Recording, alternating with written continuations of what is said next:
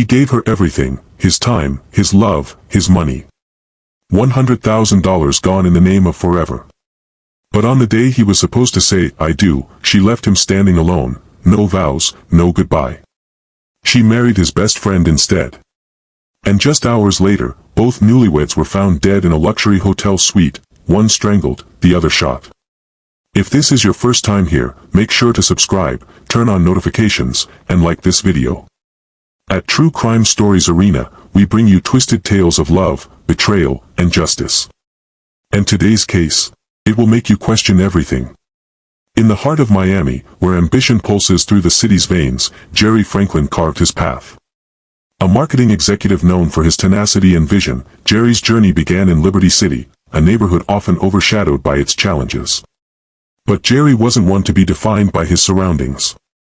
From a young age, he displayed an uncanny ability to see opportunities where others saw obstacles.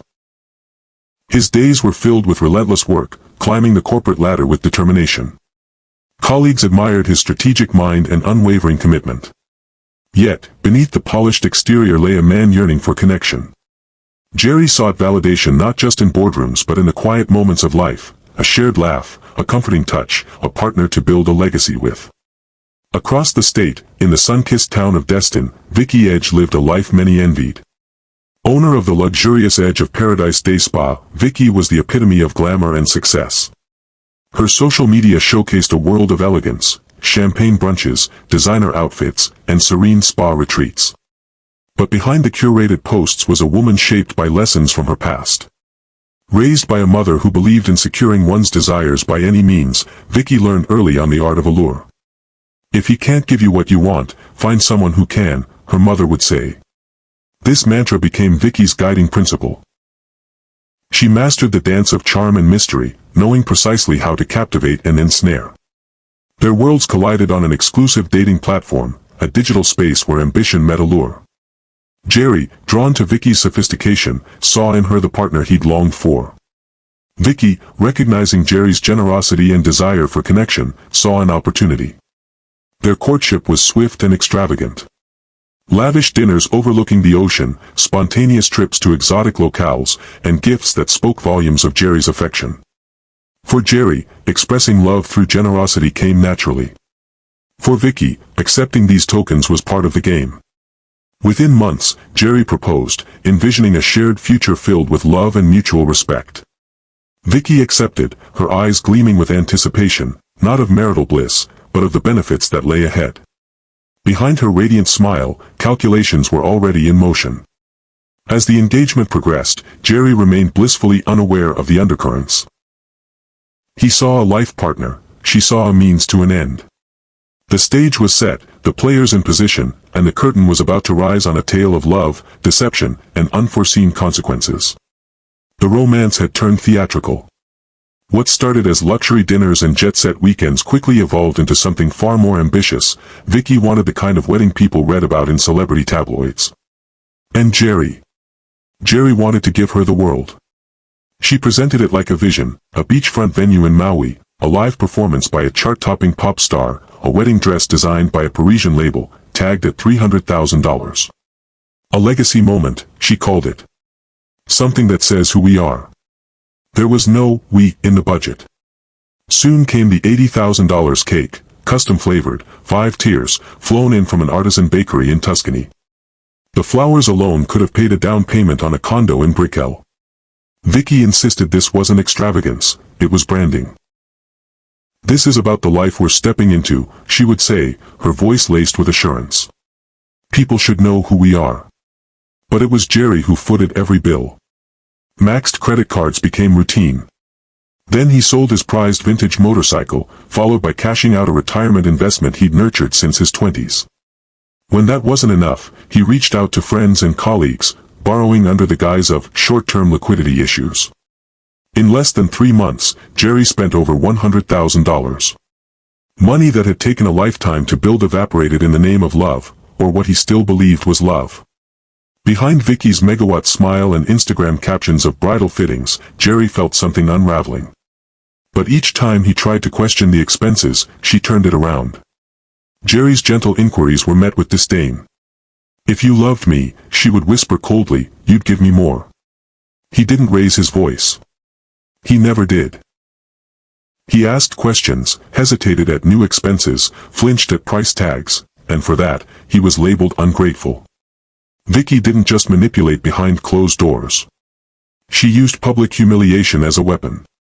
At a dinner party with her friends, Jerry suggested scaling down the menu to cut costs. Vicky raised her glass and, with a laugh, called him cheap. Her friends joined in the chuckle. Jerry smiled politely, but inside, it stung. At a bridal shower, she told the group, Jerry still hasn't figured out that I deserve the best of everything. Everyone laughed. He stood there, stunned, the outsider at his own celebration. But the worst weren't the words, it was the coldness that followed. If he pushed back too hard, Vicky would withdraw for days. No returned calls. No texts. Just silence, like punishment. Then came the apology messages, if he sent gifts. If he wired cash. If he agreed to the next wedding purchase. Jerry began living in a transactional loop. Money in exchange for peace, financial sacrifice as the cost of emotional proximity. To those watching from the outside, Jerry still looked like a man in love. But inside, he was a man unraveling. Each dollar he spent chipped away at his confidence. Every joke made at his expense felt like a dagger. And through it all, he clung to the fantasy that maybe, just maybe, marriage would change things. That once the rings were exchanged and the cameras turned away, Vicky would settle into the life he dreamed of. Stability. Partnership. Love. He held on to that hope like it was oxygen. Until one afternoon, the illusion shattered. Jerry had returned early from a client meeting, stepping into the penthouse suite they were temporarily renting while renovations on their future home continued. He expected silence. Instead, he heard laughter.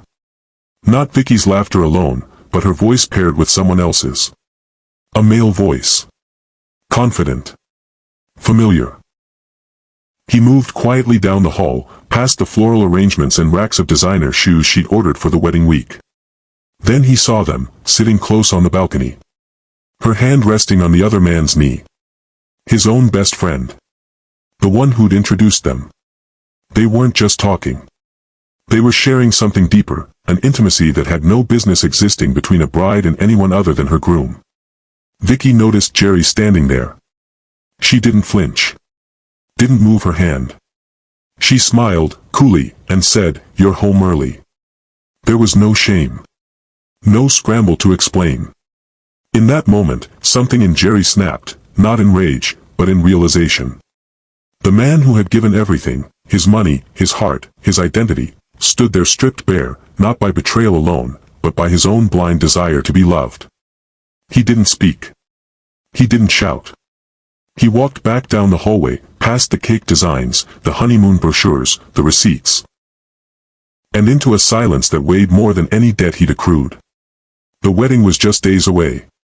But Jerry now understood that the ceremony wasn't the culmination of love. It was the final act of a con. And he wasn't the groom. He was the mark. It was supposed to be a calm evening. A chance to reconnect. To breathe. Jerry had made the reservation himself, her favorite rooftop restaurant overlooking Biscayne Bay. Sunset. Soft jazz. An aged bottle of wine they'd once shared on their first weekend getaway. But Vicky came with new demands. Her latest vision for the wedding now included a private jet to fly her bridal party to Maui and an elaborate set of imported ice sculptures that would melt under the Hawaiian sun before the ceremony even began. And with the same glossy smile she always wore when making unreasonable requests, she said it as if she were ordering dessert. Jerry didn't flinch this time. His hands, once eager to reach for his wallet, stayed folded on the table. His eyes met hers without apology. And his voice, quiet, almost tender, delivered the truth. "I'm broke." Vicky blinked once, slowly. As if she hadn't heard him. Or didn't believe him. "I've sold everything I can. I borrowed from everyone I knew. I have nothing left to give, Vicky." The silence that followed was heavy. The music faded. The clinking of silverware felt miles away. Then she laughed. Not out of disbelief, but disgust. You call yourself a man, she snapped, loud enough to turn heads. All this talk of building a future, and you can't even finance a wedding? Jerry didn't respond. She stood up, heels clicking like a gavel against the floor. You're weak, she said, glaring down at him. No woman wants a man who begs for love with an empty wallet. And just like that, she was gone. No goodbye. No thank you. Just the scent of expensive perfume and the echoes of her cruelty lingering in the air. The days that followed were a void. No messages. No calls. No apologies. Jerry waited. He clung to his phone like it held oxygen. Every vibration set his heart racing. But the silence remained. He drove past her spa, closed for renovation. He emailed. No reply. He left flowers at her apartment door. They were gone by the next morning. Desperation led him back to her place one final time. He didn't plan to knock. Just to see her. But when he arrived, he saw them through the window. Vicky. And Mark. His best friend. They were laughing, leaning into each other on the couch like a couple that had always been. No distance. No hesitation. Vicky wore the robe Jerry bought her last Christmas. Mark held the wine glass Jerry had engraved for their engagement. Every inch of that moment was stolen from Jerry's life. He didn't knock. He didn't yell. He walked away, haunted not by rage, but by the undeniable truth. The betrayal had begun long before that night. 2 days later, Jerry stopped by the venue, an act of compulsion more than intention. He told the receptionist he was confirming final details. But before she could respond, his eyes caught something on the bulletin board. A wedding flyer. Same date. Same floral design. Same venue name in cursive gold. But it didn't read Jerry and Vicky. It read Vicky Edge and Mark Halbert. There it was, printed in ink. Unashamed. Unhidden. She had taken the venue. The decor. The vendors. Everything Jerry had meticulously planned, paid for, and imagined. And given it to someone else. His best friend. Their wedding was happening that weekend. Jerry stood there, frozen. Not in heartbreak, but in horror. Because it wasn't just love he had lost. It was dignity. Trust. Identity. Everything he'd sacrificed, his money, his pride, his peace, had been used to build a celebration that would never bear his name. And in that moment, Jerry Franklin didn't just feel like a man left behind. He felt like a man erased. The sun was sinking behind the glass skyline of downtown Honolulu. It was the night before the ceremony, a day that should have belonged to Jerry. A day he had spent months preparing for. Financing. Dreaming about. But now, he wasn't on any guest list. He had no role, no seat, not even a name on the invitation. The wedding was Vicky's. The groom was Mark. Still, he drove.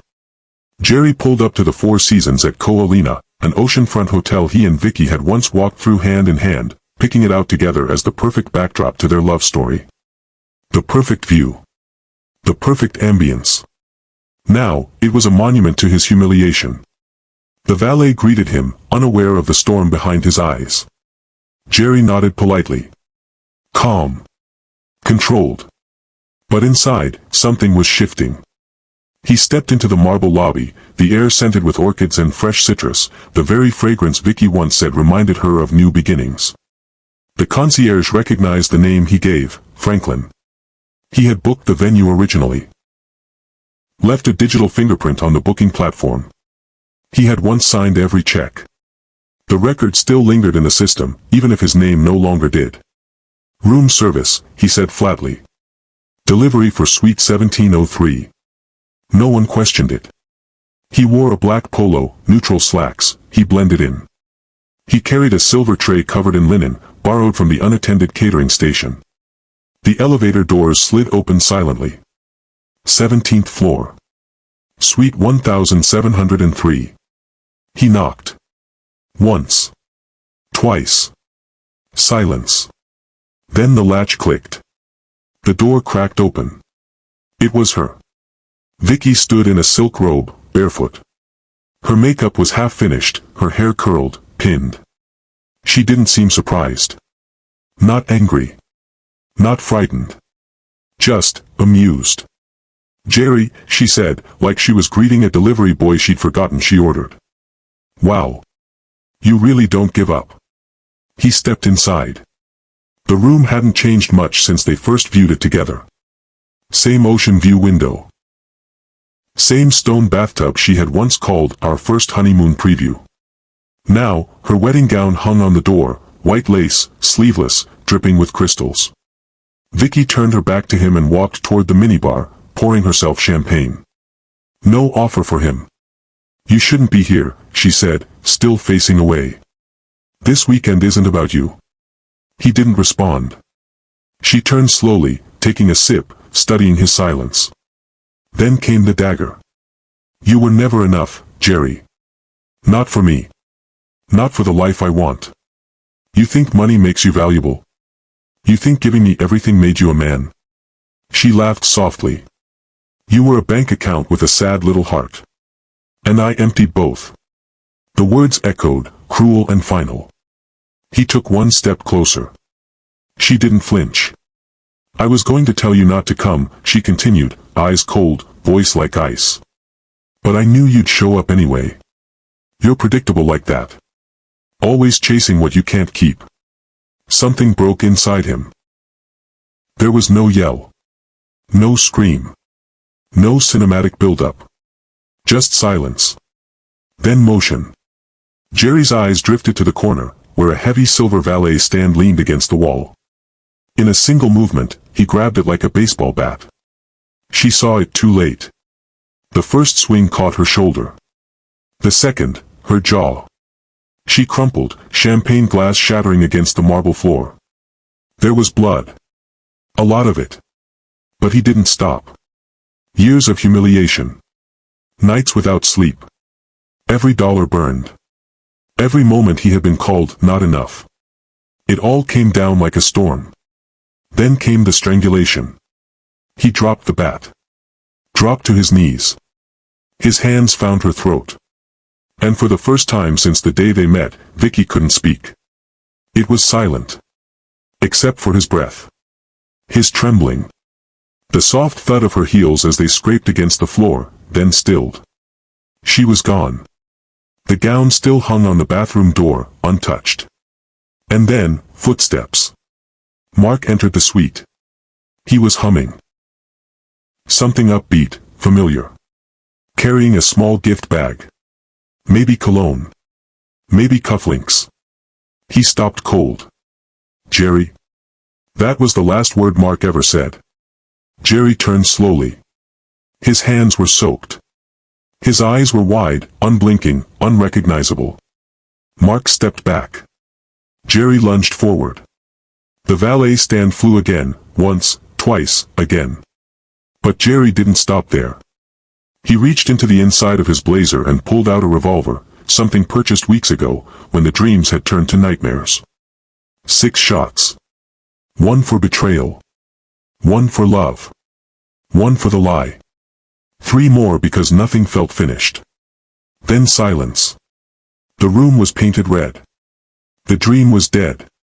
The air conditioning hummed softly, and outside, waves crashed gently on the beach where wedding guests would gather the next day. But the bride and groom? They would never walk the aisle. The man who paid for the dream had destroyed it himself. The call came in at 9:27 p.m. The operator's voice was steady, professional. The voice on the other end? Calm. Clear. "I'm the one who called," Jerry said. "I'm at the Four Seasons. Suite 1703. 2 people are dead. No panic. No cries for help. Just a man delivering a statement of fact, like he'd just finished a task he'd rehearsed in his mind over and over again. When officers arrived minutes later, they found him exactly where he said he'd be, seated on the edge of the hotel's circular driveway, blood on his shirt, hands folded in his lap. He didn't run. He didn't resist. He simply looked up at the night sky, then at the officers approaching. "I'll tell you everything," he said. And he did. Suite 1703 was chaos disguised in elegance. Blood stained the white carpet and splattered across the mirrored walls. The bat, a silver valet rod, now bent, was propped against the minibar. The handgun rested just feet from Mark's body, empty chamber, all 6 rounds accounted for. But what haunted investigators more than the violence was the contrast. Wedding favors, place cards, a music playlist still open on a nearby laptop. A $300,000 wedding dress hung untouched on the door. All of it spoke of a celebration just hours away. But now, it was a crime scene. Detectives moved quickly. They pulled Vicky's phone. Her last messages were unread DMs to a bridesmaid, joking about Jerry's earlier attempts to contact her. Mark's phone revealed weeks of text threads, between him and Vicky, flirting, planning, mocking. The financial trail told its own story. Jerry's accounts had been drained. Over $100,000 spent in 3 months. Every vendor, every flower, every detail, paid for by him. And now, all of it lay in blood. What emerged in the following days was a map of manipulation. Vicky and Mark's affair hadn't started after the breakup, it had been going on for months. Investigators found hotel receipts, shared location tags, secret messages on encrypted apps. They had planned to use Jerry's resources, his trust, and his desire for love to fund a fantasy life that didn't include him. The wedding was a heist dressed in lace and champagne. And Jerry Franklin? He was never the groom. He was the mark. As the evidence mounted, the public divided. Some saw him as a monster. Others, a man broken beyond repair. But the facts were indisputable. 2 people were dead. And the man who gave everything was left with nothing, except the truth he carried into that 911 call. The trial of Jerry Franklin began 9 months after that brutal night at the Four Seasons. The courtroom was packed, journalists, former colleagues, even strangers drawn by the shock of it all, the rise and ruin of a man who once had it all. The prosecution came prepared. They didn't paint Jerry as a madman. No, they painted him as calculated. This was not a crime of passion, the prosecutor told the jury. This was planned. It was the final act in a man's unraveling. He didn't just snap, he decided. They called it premeditated. Cold. Clinical. But the defense had its story, too. They called witness after witness who described Jerry as a man changed, hollowed out in the months before the murders. Financial advisors testified about the staggering losses. Friends spoke of his isolation.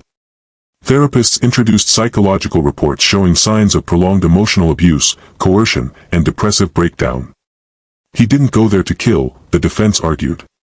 He went there looking for closure. For dignity. What he found instead was betrayal so deep it cracked something in him. Jerry never denied what he did. He pled guilty to 2 counts of murder. But what the courtroom wrestled with wasn't the what. It was the why. And in the end, the jury believed both sides, just not equally. The judge didn't waste words. Mr. Franklin, he said, eyes steady, your actions were deliberate and devastating. You ended 2 lives and shattered countless others. There is no justification. He sentenced Jerry to life in prison. No chance of parole. No leniency. The courtroom buzzed. Reporters jotted headlines. Cameras captured the moment. But Jerry? He showed no reaction. Not a tear. Not a blink. Just a long, slow exhale, like someone who had been holding his breath for too long. Maybe it was resignation. Maybe relief. Because long before that verdict was read, Jerry Franklin had already lost everything. The woman he loved. The friend he trusted. The future he planned. And what remained was a silence the law couldn't sentence or absolve. Just a man, behind glass, behind bars, behind the wreckage of his own story. He gave her everything, and she gave it to someone else. He loved her deeply, but all she saw was his wallet. He trusted his best friend, but all Mark saw was an opportunity. And in the end, love didn't kill them. Lies did. Was Jerry a cold-blooded killer, or a man broken by betrayal?